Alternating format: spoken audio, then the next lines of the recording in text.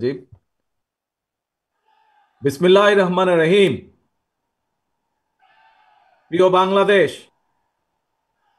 আমার সামনে উপস্থিত ভবিষ্যৎ বাংলাদেশ, বাংলাদেশের ভবিষ্যৎ প্রিয় তরুণ প্রজন্ম,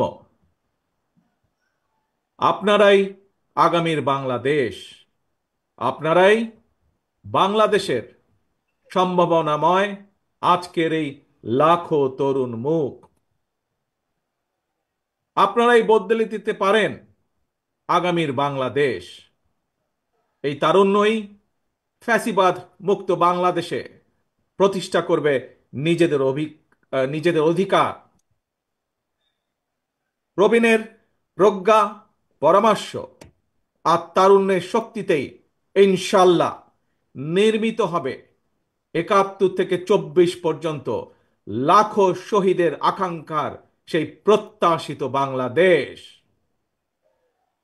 আজকের এই তারুণ্যের সমাবেশের সভাপতি জনাব আব্দুল মোনায়েন মুন্না, উপস্থিত বাংলাদেশ জাতীয়তাবাদী দলের স্থায়ী কমিটির সম্মানিত সদস্যবৃন্দ, বিএনপির কেন্দ্রীয় এবং অঙ্গ সহযোগী সংগঠনের নেতৃবৃন্দ, এই সমাবেশে উপস্থিত বিভিন্ন শ্রেণী পেশা বিশিষ্টজন, বিশিষ্ট ব্যক্তিবর্গ, সমাবেশে অংশগ্রহণকারী লাখো লাখো মানুষ, আপনারা আমার সালাম গ্রহণ করুন। আসসালাম আলাইকুম। প্রিয় ভাই বোনেরা, নারী কিংবা পুরুষ, তরুণ জনগোষ্ঠী দেশের উন্নয়ন এবং অর্থনীতির প্রাণ শক্তি। তারুণ্যের শক্তি আর নারী শক্তিকে কর্ম পরিকল্পনার বাইরে রেখে কখনোই একটি রাষ্ট্র এগিয়ে যেতে পারে না। এবং তাই তরুণ জনগোষ্ঠীকে প্রাধান্য দিয়ে তরুণ জনগোষ্ঠীর আশা আকাঙ্ক্ষাকে ধারণ করে বিএনপি আগামী দিনের সকল কর্ম পরিকল্পনা গ্রহণ করছে, কাজ করছে, প্রস্তুতি নিচ্ছে।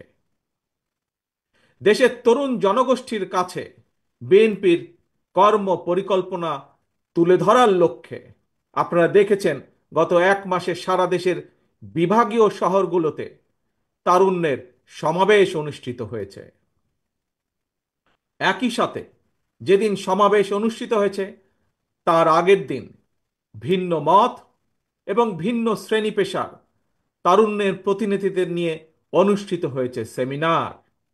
তারা তাদের মতামত তুলে ধরেছেন কিভাবে এই দেশকে আমরা সামনে এগিয়ে নিয়ে যেতে পারি। আজ তারই অংশ হিসাবে ঢাকা বিভাগের তারুণ্যের সমাবেশ অনুষ্ঠিত হচ্ছে। উপস্থিত সমাবেশ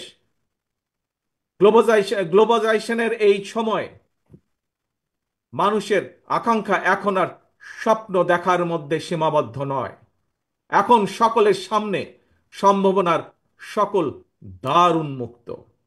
এই সম্ভাবনার বাস্তবায়ন ঘটিয়ে বাংলাদেশকে সমৃদ্ধি এবং সাফল্যের দিকে এগিয়ে নিয়ে যেতেই হবে আমাদেরকে। আর কথামালার রাজনীতি নয়, বিএনপির আগামী দিনের রাজনীতি নিরাপদ কর্ম পরিবেশ এবং নতুন কর্মসংস্থান সৃষ্টির রাজনীতি। আর কথামালার রাজনীতি নয়, এখন বাস্তবায়ন আর দৃষ্টান্ত স্থাপনের রাজনীতি। তরুণ প্রজন্মের প্রিয় ভাই বোনেরা, সুজলা সুফলা আমাদের এই প্রিয় মাতৃভূমি বাংলাদেশ অত্যন্ত জনবহুল। তবে আমরা যদি ডেমোগ্রাফিক ডিভিডেন্ড বিবেচনায় নেই, তাহলে আমরা দেখতে পাব দেশের এই বহুল জনসংখ্যাকে যদি জনসম্পদে রূপান্তর করতে পারি, তাহলে এই জনসংখ্যাই হতে পারে দেশের উন্নয়নের সবচেয়ে বড় নিয়ামক। এবং তাই দেশের কর্মক্ষম জনসংখ্যাকে জনসম্পদে রূপান্তর করতে আমরা অগ্রাধিকার নির্ধারণ করেছি কয়েকটি। জনগণের জীবন মানের উন্নয়ন, নারী পুরুষ সবার জন্য নৈতিক মূল্যবোধ কর্মসূচি, কর্মমুখী শিক্ষা ব্যবস্থা গ্রামীণ উন্নয়নে তথ্য প্রযুক্তির সর্বোচ্চ ব্যবহার, ক্ষুদ্র ও কুটির শিল্পের বিকাশ, দক্ষতা বাড়াতে ব্যাপক প্রশিক্ষণ কর্মসূচি চালু, কর্মসংস্থানের সুযোগ সৃষ্টি এবং জনশক্তি রফতানি, এমন কয়েকটি বিষয় অগ্রাধিকার তালিকায় রেখেই একটি জ্ঞান ভিত্তিক উন্নত এবং নিরাপদ মানবিক বাংলাদেশ গঠনের লক্ষ্যে বিএনপি স্বল্প এবং দীর্ঘ মেয়াদী পরিকল্পনা নিয়েছে, যার উপরে আমরা কাজ করছি। প্রিয় ভাই বোনেরা, বাংলাদেশে প্রায় 4 কোটির মতন পরিবার রয়েছে। এই পরিবারগুলোর মধ্য থেকে প্রথম পর্যায়ে কম বেশি 50 লক্ষ গ্রামীণ দরিদ্র পরিবারের জন্য আমরা ফ্যামিলি কার্ড চালুর পরিকল্পনা করছি। মা কিংবা স্ত্রী অর্থাৎ পরিবারের নারী প্রধানের নামে ফ্যামিলি কার্ডটিকে ইস্যু করা হবে। প্রান্তিক এই পরিবারগুলোকে প্রতি মাসে রাষ্ট্রীয়ভাবে আর্থিক কিংবা প্রয়োজনীয় খাদ্য সহায়তা প্রদানের আওতায় আনা হবে। আমরা আশা করি সময়ের সাথে এর মাধ্যমে পরিবার এবং সমাজে একদিকে নারীর অর্থনৈতিক ক্ষমতায়ন ঘটবে, অপরদিকে পরিবারগুলোর সামনে ধীরে ধীরে স্বাবলম্বী হয়ে ওঠার সুযোগ তৈরি হবে। প্রিয় ভাই বোনেরা, কৃষকদের জন্য ফার্মার্স কার্ড চালু করার আমাদের অন্যতম প্রধান অগ্রাধিকার। একটি নীতিমালার আওতায় কৃষকদের নামে ইস্যু করতে হবে ফার্মার্স কার্ড। এই ফার্মার্স কার্ডে জমির পরিমাণ, দাগ নম্বর সহ প্রয়োজনীয় সব তথ্য থাকবে। কৃষক এবং কৃষি নির্ভর বাংলাদেশে কৃষি খাতে বর্তমানে শ্রমশক্তির পরিমাণ কম বেশি প্রায় 3.5 কোটির মতন। এদের মধ্যে যেমন বর্গাদার চাষি কিংবা ভূমিহীন কৃষক রয়েছেন, তেমনি অনেক কৃষকের নামে নির্দিষ্ট পরিমাণ কিছু জমিও রয়েছে। যেসব বর্গা চাষি কিংবা কৃষক তাদের নামে থাকা জমিতে বছরে একাধিক ফসল ফলাতে গিয়ে আর্থিক সংকটে পড়েন, এমন কৃষকদেরকে কমপক্ষে একটি ফলনের সম্পূর্ণ খরচ রাষ্ট্রীয়ভাবে দেওয়ার পরিকল্পনা আমরা করছি।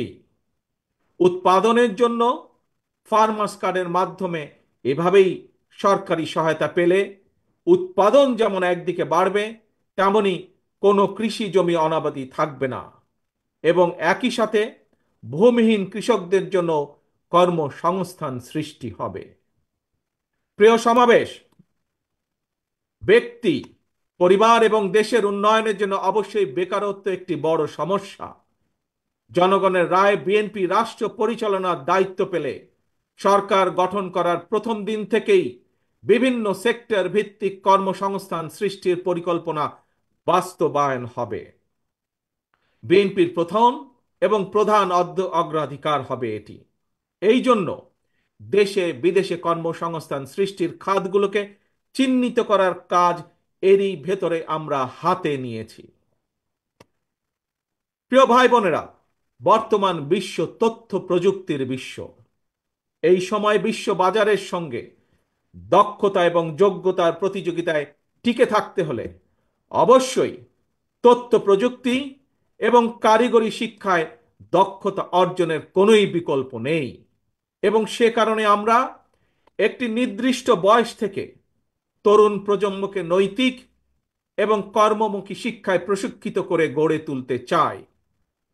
বিদ্যমান যে একাডেমিক সিলেবাস, এর পাশাপাশি স্কুল কলেজ পর্যায় থেকে আমরা আইসিটি এবং কারিগরি শিক্ষা প্রবর্তন করতে চাই। একই সাথে আমরা বর্তমানে মনে করি যে বর্তমানে স্পোর্টস এখন আর শুধু শারীরিক ব্যায়াম কিংবা বিনোদনের বিষয় নয়। সুতরাং এই স্পোর্টসকে একটি পেশা হিসাবে প্রতিষ্ঠিত করার লক্ষ্যে ক্রীড়াকে আমরা শিক্ষা ক্যারিকুলামের অন্তর্ভুক্ত করতে চাই। প্রিয় উপস্থিতি, বর্তমান বিশ্বে সাফল্যের প্রতিযোগিতায় যদি টিকে থাকতে হয় তাহলে বহুমুখী প্রতিভার বিকাশ ঘটাতে হবে। শিক্ষার্থীদেরকে একদিকে ভাষা শেখা যেরকম জরুরি, বর্তমানে আমরা স্কুল কলেজে সাধারণত বাংলা ইংরেজি শেখার সুযোগ পায়।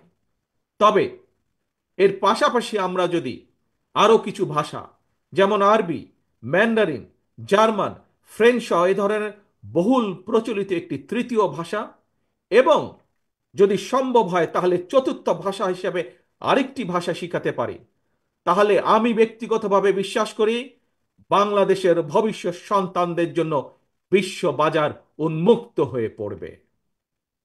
একই সাথে, প্রিয় উপস্থিতি, আগ্রহী যুবশক্তিকে যুব সম্পদে পরিণত করার জন্য সরকারি উদ্যোগে বিদেশি ভাষার উপরে 3 মাস থেকে 1 বছরের কোর্স আমরা চালু করতে চাই। দেশে যাতে বহু ভাষা শেখা যায়, এই জন্য আমরা বহু ভাষা শিক্ষক নিয়োগ করতে চাই, যার মাধ্যমে আমরা বেকার সমস্যারও অথবা কর্মসংস্থানেরও ব্যবস্থা করতে পারব। এর বাইরে সরকারি ব্যবস্থাপনায় আমরা plumbing, electrician, mechanics, dental hygienist কিংবা মেডিকেল টেকনিশিয়ানের মতন স্বল্পমেয়াদী ট্রেনিং কোর্সও করেও দক্ষ জনশক্তি গড়ে তোলার পরিকল্পনাগুলো হাতে নিয়েছি, যা এরই মধ্যে আমরা কাজগুলোকে এগিয়ে নিয়ে যাচ্ছি ধীরে ধীরে। তরুণ প্রজন্মের প্রিয় ভাই বোনেরা, আপনারা সবাই বিশ্বব্যাপী অনলাইন কেনাকাটা সম্পর্কে জানেন। অনলাইন ভিত্তিক জায়ান্ট প্রতিষ্ঠান আমাজন, ইবে কিংবা আলিবাবার মতন বিশ্ববিখ্যাত ই কমার্স প্ল্যাটফর্মের জন্য হাজারো পণ্যের চাহিদা রয়েছে। এইসব প্ল্যাটফর্মের সঙ্গে সংশ্লিষ্ট অনেকের সঙ্গে আমি ব্যক্তিগতভাবে কথা বলেছি। বিশ্ববিখ্যাত এই সকল ই কমার্স প্ল্যাটফর্মের চাহিদা অনুযায়ী আমাদের বাংলাদেশে অনেক পণ্য তৈরির সুযোগ রয়েছে। আমাজনের মতন বৈশ্বিক অনলাইন প্ল্যাটফর্মকে সামনে রেখে আমরা আমাদের দেশে ক্ষুদ্র এবং মাঝারি শিল্পের উৎপাদন বাড়ানোর সুযোগ গ্রহণ করতে পারি, সুযোগ আমরা তৈরি করতে পারি, সুযোগ আমরা নিতে পারি। বিশ্ববিখ্যাত ই কমার্স প্রতিষ্ঠানের চাহিদা মিটিয়ে কিভাবে বিশ্ববাজারে প্রবেশ করা যায়, এর জন্য এরই মধ্যে যারা এক্সপার্ট আছেন তাদের সাথে আমরা আমাদের টিম নিয়ে কাজ শুরু করেছি এরই ভিতরে। প্রিয় ভাই বোনেরা, বাংলাদেশের বহু তরুণ প্রজন্মের সদস্য অনলাইনে কাজ করেন কিংবা করছেন কিংবা করার ইচ্ছে রয়েছে। আপনাদের জন্য কর্মসংস্থান এবং নিরাপদ কর্মপরিবেশ নিশ্চিত করতেও আমাদের উদ্যোগ রয়েছে। আমি জানি শিক্ষিত তরুণ প্রজন্মের সামনে বর্তমানে ফ্রিল্যান্সিং একটি অত্যন্ত আকর্ষণীয় সেক্টর। দেশে এই মুহূর্তে প্রায় 10 লক্ষের মতন ফ্রিল্যান্সার আউটসোর্সিং এর মাধ্যমে $100 কোটি বেশি আয় করতে সক্ষম হচ্ছেন। আউটসোর্সিং এর সঙ্গে যুক্ত বেশ কিছু মানুষের সঙ্গে আমি কথা বলেছি। তারা জানিয়েছেন লেনদেনের জন্য বাংলাদেশে পেপাল, ওয়াইজ বা স্ট্রাইপের মতন আন্তর্জাতিক গেটওয়ে প্রতিষ্ঠান ব্যবহারের সুযোগ না থাকায় তাদের অর্জিত যে অর্থ সেটি দেশে আনা কষ্টকর হয়ে পড়ে। আমি মনে করি সবার আগে এই ধরনের যে সমস্যা, সেই সমস্যার সমাধান করা উচিত। প্রিয় উপস্থিতি, এই বিষয়টি নিয়ে আমি গত 1 দশক ধরে বেশ অনেকবার কথা বলে এসেছি। বিএনপি মনে করে প্রায়োরিটি বেসিসে দেশের IT entrepreneur, e commerce sector এবং ফ্রিল্যান্সারদের সুবিধায় পেপালের মতন আন্তর্জাতিক গেটওয়ে প্রতিষ্ঠান সুবিধা বাস্তবায়ন করা উচিত।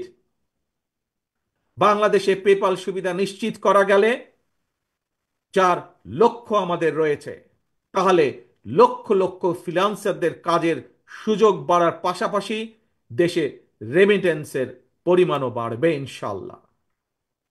প্রিয় তরুণ প্রজন্মের ভাই ও বোনেরা, প্রতিকারের চেয়ে প্রতিরোধী উত্তম। এই নীতির আলোকে দেশের জনগণের স্বাস্থ্যসেবা নিশ্চিত করা বিএনপির পরিকল্পনার আরেকটি গুরুত্বপূর্ণ অগ্রাধিকার। জনসচেতনার মাধ্যমে অনেক ধরনের রোগ থেকে নিজেদেরকে মুক্ত রাখা যায়। নাগরিকদের স্বাস্থ্যসেবা নিশ্চিত করতে বিএনপি 1 থেকে 3 বছরের স্বল্প মেয়াদী এবং দীর্ঘমেয়াদী পরিকল্পনা হাতে নিয়েছে। এর একটি অংশ হিসাবে প্রতিটি গ্রামে আমরা হেলথ কেয়ার ওয়ার্কার নিয়োগ দেওয়ার পরিকল্পনা নিয়েছি। এই হেলথ কেয়ার ওয়ার্কারদের শতকরা 80% হবেন নারী। অর্থাৎ সারা বাংলাদেশে যদি আমরা 1 লক্ষ হেলথ কেয়ার নিয়োগ করি, তাহলে তার মধ্যে 80 থেকে 85 হাজার নিয়োগ পাবেন এদেশের নারীরা, যার মাধ্যমে আমরা একটি বিশাল অংশের কর্মসংস্থানের ব্যবস্থা করতে পারব। শুধু তাই নয়, এর পাশাপাশি জনগণের দোরগোড়ায় যাতে স্বাস্থ্যসেবা পৌঁছে দেওয়া যায়, জনগণকে যাতে দ্রুত স্বাস্থ্য সেবা দেওয়া যায়, সেই জন্য সরকারি এবং প্রাইভেট যেই সেক্টর আছে, কিভাবে দুটিকে একত্রিত করে আমরা স্বাস্থ্য সেবা গড়ে তুলতে পারি, সেটির বিষয়ে আমরা বিশেষজ্ঞদের সাথে পরামর্শ করছি, আমরা সেটির বিষয়ে কাজ করছি। প্রিয় ভাই বোনেরা, স্বাস্থ্য, পরিবেশ এবং জলবায়ুর পরিবর্তন, এই তিনটির একটি অপরটির উপর প্রভাব রয়েছে। সুতরাং খাল খনন এবং বৃক্ষরোপণের বিষয়টিও বিএনপির অগ্রাধিকার তালিকায় রয়েছে। সারা দেশে পরিকল্পিত উপায়ে বৃক্ষরোপণ করা গেলে জলবায়ুর নেতিবাচক প্রভাব থেকে মোকাবেলা করা সহজ হবে। প্রায় আমরা পত্রিকার পাতায় দেখি যে বাংলাদেশের, বিশেষ করে ঢাকা শহরের যে বাতাস, সেটি বিশ্বের মধ্যে সবচাইতে যে খারাপ শহরগুলো, তার একটি দুটির মধ্যেই উঠানামা করছে। এবং শুধু তাই নয়, বৃক্ষরোপণ সহ আরো কিছু ক্লাইমেট পলিসি নির্ধারণের জন্য আমরা এরই ভিতরে কাজ শুরু করেছি বিশেষজ্ঞদেরকে সাথে নিয়ে। আমাদের লক্ষ্য থাকবে, একটি নির্বাচিত সরকারের মেয়াদ যখন 5 বছর, 5 বছরের পরে 5 বছরের ভেতরে 25 থেকে প্রায় 30 কোটি বৃক্ষ রোপণ করা, এবং একই সাথে লক্ষ্য থাকবে সামগ্রিকভাবে দেশের যে তাপমাত্রা, সেটি 2 থেকে চেষ্টা করা 3 ডিগ্রি পর্যন্ত কমিয়ে নিয়ে আসা। প্রিয় ভাই বোনেরা, গণতন্ত্র পুনঃপ্রবর্তন করে স্বাধীনতার ঘোষক রাষ্ট্রপতি জিয়াউর রহমান এই দেশে উন্নয়ন উৎপাদনের রাজনীতি চালু করেছিলেন। Mother of democracy Begum Khaleda Zia দেশে নারী শিক্ষার প্রসার ঘটিয়েছিলেন। দেশ এবং জনগণের উন্নয়নে বিশেষ করে তরুণ জনগোষ্ঠীকে প্রাধান্য দিয়ে সেজন্য বিএনপিও আগামী দিনের পরিকল্পনা গ্রহণ করছে। তরুণ প্রজন্মের প্রিয় ভাই বোনেরা, জনগণই বিএনপির সকল রাজনৈতিক ক্ষমতার উৎস। তাই আমরা সরকারে না থাকলেও একটি দায়িত্বশীল গণতান্ত্রিক রাজনৈতিক দল হিসাবে তরুণ প্রজন্মের সামনে দেশ এবং জনগণের উন্নয়নে বিএনপির নেওয়া যে বিস্তারিত কর্ম পরিকল্পনা, তার কয়েকটি অগ্রাধিকার কর্মসূচি আজ সংক্ষেপে আপনাদের সামনে আমি তুলে ধরলাম। প্রিয় ভাই বোনেরা, আগামী জাতীয় নির্বাচনে বিএনপি ইনশাল্লাহ জনগণের রায় রাষ্ট্র পরিচালনার সুযোগ পেলে দেশ এবং জনগণের উন্নয়নে পর্যায়ক্রমিকভাবে দলের গৃহীত পরিকল্পনাগুলো বাস্তবায়ন করবে ইনশাল্লাহ। তবে যে কোনো দলের তাদের কর্মসূচি বাস্তবায়ন করতে হলে দরকার একটি জবাবদিহিমূলক সরকার, দরকার একটি নির্বাচিত সরকার। তবে আগামী জাতীয় নির্বাচন অনুষ্ঠান নিয়ে মনে হয় এরই ভিতরে টালবাহানা শুরু হয়েছে বা চলছে। কথিত অল্প সংস্কার আর বেশি সংস্কারের অভিনব শর্তের আবর্তে ঘুরপাক খাচ্ছে আগামী জাতীয় নির্বাচনের ভবিষ্যৎ। এরই ভিতরে জনগণ বিশ্বাস করতে শুরু করেছে সংস্কার নিয়ে সময়ক্ষেপণের আড়ালে অন্তর্বর্তীকালীন সরকারের ভেতরে এবং বাইরে কারো কারো মনে হয় কিছু ভিন্ন উদ্দেশ্য রয়েছে। প্রিয় সমাবেশ, পলাতক স্বৈরাচারের সময় আমরা দেখেছি তারা কিভাবে আদালতকে অবজ্ঞা করেছে, আদালতের রায়কে অবজ্ঞা করেছে। অত্যন্ত দুঃখের সাথে বলতে হয়, পলাতক স্বৈরাচারের পরে যেই সরকারের কাছে দেশের মানুষ আশা করেছিল যে আইনের প্রতি সম্মান থাকবে, আমরা দেখেছি আদালতের রায়ের প্রতি সম্মান না দেখিয়ে যারা ইশরাক হোসেনকে ঢাকা দক্ষিণের মেয়রের দায়িত্ব গ্রহণে বাধা সৃষ্টি করেছে, সেই স্বৈরাচারের সেই একই যে ঘটনা, সেটির পুনরাবৃত্তি আমরা দেখতে পাচ্ছি। প্রিয় সমাবেশ, আপনাদের কাছে আমার আজকে জিজ্ঞাসা, যারা আইনের প্রতি শ্রদ্ধা দেখায় না, যারা আদালতের নির্দেশকে অবজ্ঞা করে, তাদের কাছ থেকে আমরা কতটুকু সংস্কার আশা করতে পারি। প্রিয় সমাবেশ, আমি প্রায় একটি কথা বলি, পুঁথিগত সংস্কারের চেয়ে ব্যক্তি মানসিকতার সংস্কার অনেক বেশি জরুরি। নর্থ কোরিয়ার সংবিধানে লেখা রয়েছে Democratic People's Republic of North Korea. সুতরাং কি লেখা আছে তার চেয়েও বেশি যেটি জরুরি তা হলো মেনে চলা। ইশরাকের ক্ষমতা গ্রহণ বা ইশরাকের শপথ গ্রহণে বাধা সৃষ্টি করে আজ আমরা আবারও স্বৈরাচারী মানসিকতার বহিঃপ্রকাশ দেখতে পাচ্ছি। প্রিয় তরুণ প্রজন্মের ভাই বোনেরা, নিরপেক্ষতা এবং বিশ্বাসযোগ্যতাই কিন্তু অন্তর্বর্তীকালীন সরকারের প্রধান পুঁজি। তাই তাদের প্রতি আমাদের আহ্বান থাকবে, তাদের প্রতি আমাদের পরামর্শ থাকবে। জনগণের বিশ্বাস, ভালোবাসা নষ্ট হয় অন্তর্বর্তীকালীন সরকারের এমন কোনো পদক্ষেপ নেওয়া ঠিক হবে না। একই সাথে অন্তর্বর্তীকালীন সরকারের প্রতি আবারও আহ্বান জানিয়ে বলতে চাই, গণতান্ত্রিক আমি জনগণ এবং গণতন্ত্রের পক্ষের রাজনৈতিক দলগুলোকে দয়া করে প্রতিপক্ষ বানাবেন না।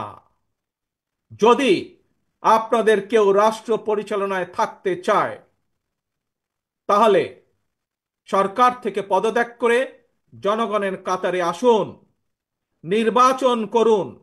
যদি ভবিষ্যতে নির্বাচনে জনগণের রায় পান তাহলে আবার সরকারের দায়িত্ব গ্রহণ করুন। প্রিয় তরুণ প্রজন্মের ভাই বোনেরা, গত ১.৫ দশকে ভোটার তালিকায় প্রায় ৩.৫ কোটি ভোটার সংযুক্ত হয়েছেন, নতুন ভোটার সংযুক্ত হয়েছেন। এই নতুন ভোটাররা আজ পর্যন্ত একটি জাতীয় নির্বাচনেও ভোট দিয়ে তাদের নিজের পছন্দের প্রার্থীকে জনপ্রতিনিধি নির্বাচিত করার সুযোগ পায়নি। পতিত পরাজিত পলাতক স্বৈরাচারের কাছে মানুষের অধিকার প্রতিষ্ঠা কিংবা নির্বাচন কোনো গুরুত্বপূর্ণ কিছু ছিল না। সুতরাং সংস্কার ইস্যুর পাশাপাশি জাতীয় নির্বাচন অনুষ্ঠানের জন্য অন্তর্বর্তীকালীন সরকারের দৃশ্যমান প্রস্তুতি নেওয়া উচিত বলে আমরা বিশ্বাস করি বা আমরা মনে করি। প্রিয় সমাবেশ, অতীতে বিভিন্ন সময় এই বাংলাদেশে তত্ত্বাবধায়ক সরকার নিরপেক্ষ নির্বাচন অনুষ্ঠিত করেছে এবং প্রত্যেকটি ক্ষেত্রে আমরা দেখেছি তত্ত্বাবধায়ক সরকার ৩ মাসের মধ্যেই সফলভাবে জাতীয় নির্বাচন অনুষ্ঠান সম্পন্ন করেছে। সুতরাং অতীতেই বাংলাদেশেই রেকর্ড রয়েছে ৩ মাসের মধ্যে জাতীয় নির্বাচন অনুষ্ঠিত করা সম্ভব। কিন্তু আজ আমরা দেখছি ১০ মাস পার হয়ে গেল, অন্তর্বর্তীকালীন সরকার নির্বাচনের দিনক্ষণ ঘোষণা করছে না। আমরা ফ্যাসিবাদ মুক্ত বাংলাদেশে জনগণের সরাসরি ভোটে জনগণের কাছে জবাবদিহিমূলক, জনগণের কাছে দায়বদ্ধ একটি সরকার দ্রুত দেখতে চায়। অন্তর্বর্তীকালীন সরকারের প্রতি আহ্বান, আগামী ডিসেম্বরের মধ্যেই জাতীয় নির্বাচন অনুষ্ঠিত হতে হবে। আবারও আমরা বলতে চাই, আগামী ডিসেম্বরের মধ্যেও জাতীয় নির্বাচন অনুষ্ঠিত হবে। নতুন প্রজন্মের প্রিয় ভাই বোনেরা, আজকের এই সমাবেশ, প্রিয় দেশবাসী, আগামী ডিসেম্বরের মধ্যে আপনারা জাতীয় নির্বাচন অনুষ্ঠান যাতে অনুষ্ঠিত হয় তার প্রস্তুতি নিতে শুরু করুন। কারা রাষ্ট্র পরিচালনা করবে, কারা আপনাদের প্রতিনিধি হবে, জাতীয় নির্বাচনে আপনারা ভোট দিয়ে আপনাদের সেই প্রতিনিধিকে আপনারা নির্বাচিত করবেন। প্রিয় সমাবেশ, শহীদ রাষ্ট্রপতি জিয়ার সৈনিক দেশনেত্রী বেগম খালেদা জিয়ার কর্মীদের প্রতি আহ্বান জানিয়ে বলতে চাই, আপনারা জনগণের কাছে যান, তাদের প্রত্যাশা জানার চেষ্টা করুন, তাদের প্রত্যাশা বোঝার চেষ্টা করুন, জনগণের মন জয় করুন। কারণ জনগণই বিএনপির সকল রাজনৈতিক ক্ষমতার উৎস। প্রিয় দেশবাসী, প্রিয় সমাবেশ, প্রিয় ভাই বোনেরা, এবার আমি আপনাদের সামনে একটি ছোট্ট স্লোগান তুলে ধরতে চাই। মন দিয়ে দয়া করে সবাই শুনবেন। প্রথমে আমি স্লোগানটি বলবো, মন দিয়ে শুনবেন। তারপরে দ্বিতীয়বার আবারও আমি বলবো, তখন দয়া করে সকলে আমার সামনে স্লোগানটি আপনারা একই সাথে বলবেন। দিল্লি নয়, পিন্ডি নয়, নয় অন্য কোনো দেশ, সবার আগে বাংলাদেশ। প্রিয় সমাবেশ বলুন, প্রিয় দেশবাসী বলুন, দিল্লি নয়, পিন্ডি নয়, নয় অন্য কোনো দেশ, সবার আগে বাংলাদেশ। আল্লাহ হাফেজ। বাংলাদেশ জিন্দাবাদ। বাংলাদেশ জাতীয়তাবাদী দল জিন্দাবাদ।